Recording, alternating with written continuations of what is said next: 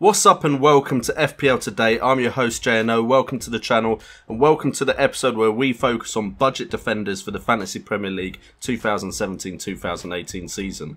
But before we get into the episode, if you enjoy FPL content in your subscription box, consider subscribing to the channel and let's get on with this video. So in today's video we are looking at budget defenders, and to me budget defenders is anyone that is under or 4.5 million.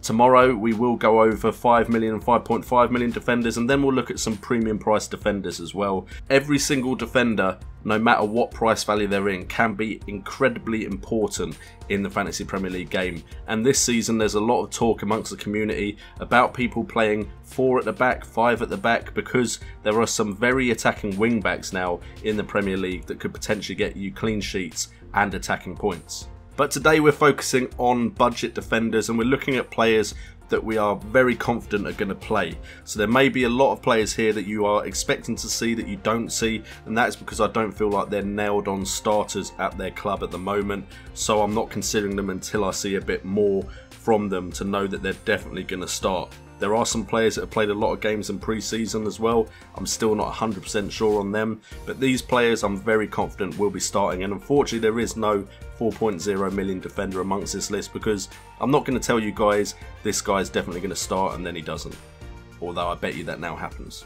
Anyway, we are starting off this list with Ben Mee from Burnley. Ben Mee comes in at the 4.5 million mark, and alongside Michael Keane and with Tom Heaton made Burnley's home stadium a fortress last year.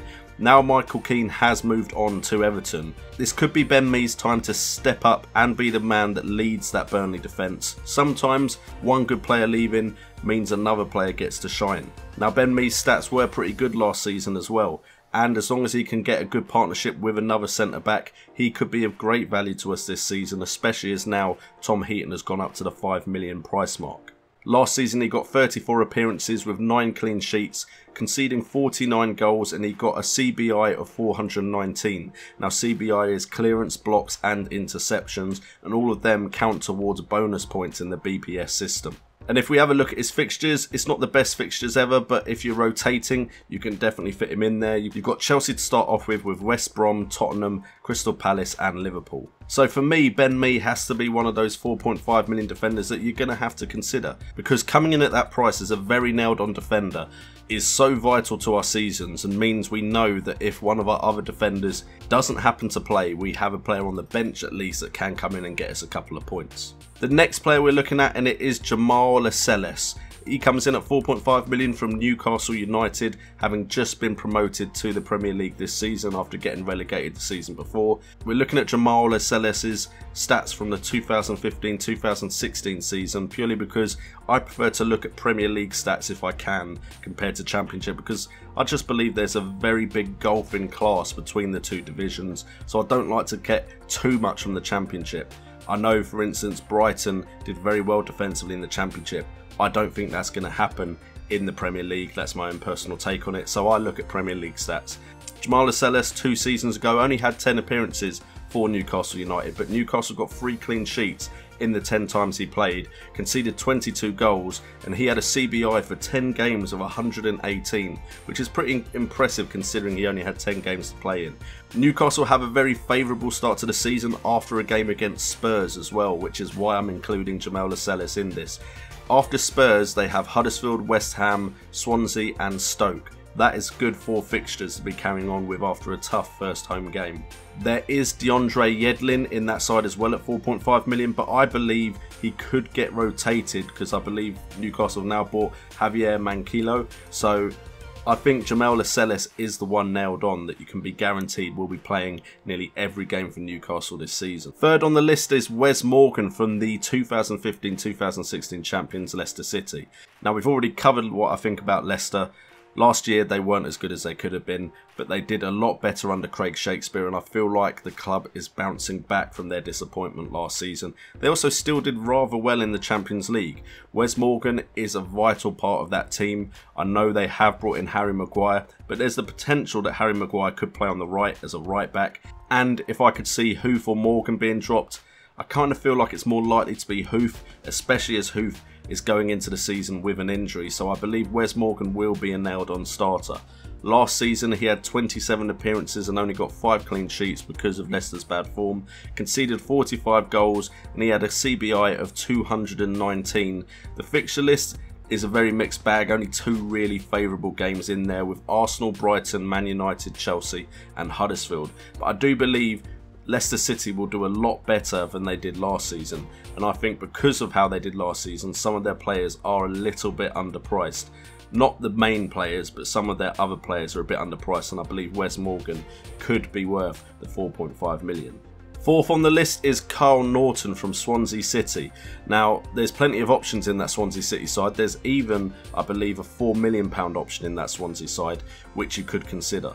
And if you spend just 0.5 million more, you do have the likes of Alfie Mawson there, who showed a penance for scoring goals last season, so could be worth looking at that as an avenue. You also have Lucas Fabianski as well as an option. But for me, Karl Norton is pretty nailed on as the right back, although he could get ousted by Rangel, but I don't really see that happening. So for me personally, I think Norton is the safest way into that Swansea defence for 4.5 million. But Fernandes could also get in there as well, and they do have some youngsters that could make a difference. But for me, if you're going Swansea, at least at the start of the season, Karl Norton is your man. And last season he got 31 appearances, 8 clean sheets, conceded 48 goals, had a CBI of 174, and the fixture list has Southampton, Man United, Crystal Palace, Newcastle and Tottenham as the first 5. To me, you have to either have Fabianski or Karl Norton. I think with there not being a multitude of £4.5 million options, Swansea do seem to be a good option for getting a 4.5 million player into your side, and Norton and Fabianski seem the best bets to me. And then finally, and I'm a bit iffy about suggesting this one, but it is Angelo Ogbonna for 4.5 million, and I probably said his first name wrong, and I follow West Ham, so this is probably going to be very embarrassing for me. West Ham last year, let's be fair, were defensively horrific. However, with Joe Hart coming in and with them bringing in Zabaleta, I'm hoping that this West Ham side will be a lot more defensively solid. If they are, I do believe Ogbonna will be a big part of that defence. Winston Reid is rumoured to be garnering interest from the likes of Everton, so Winston Reid may even leave. I think Ogbonna is the best option into that West Ham defence for 4.5 million myself. Last season he got 20 appearances, 4 clean sheets from those 20 appearances, conceded 31 goals, had a CBI of 147, and the first fixtures are very difficult for West Ham, let's get that clear. Man United, Southampton, Newcastle all away, Huddersfield at home and then West Bromwich Albion away. However, if you're looking for 4.5 million defenders that are nailed on, I think Ogbonna is definitely going to be one that is playing, and you can always look to have a rotation pairing there or just bring him in after a wild card. So Ogbonna could be a good option for you for your fantasy Premier League sides. Anyway guys, I hope you've enjoyed this video today on budget defenders. Tomorrow we'll go on to mid-price defenders and then move on to premium as we make our way through our squad. If you've enjoyed this video, please hit the like button for me and hit that notification bell if you want to be informed when FPL Today videos are going up. The notification bell will also tell you when I'm live streaming if you don't want to miss my Rate My Team live streams and my FPL Draft Mode live streams, so make sure you hit that bell. I've been JNO, this has been FPL Today, and remember, it's all about the game.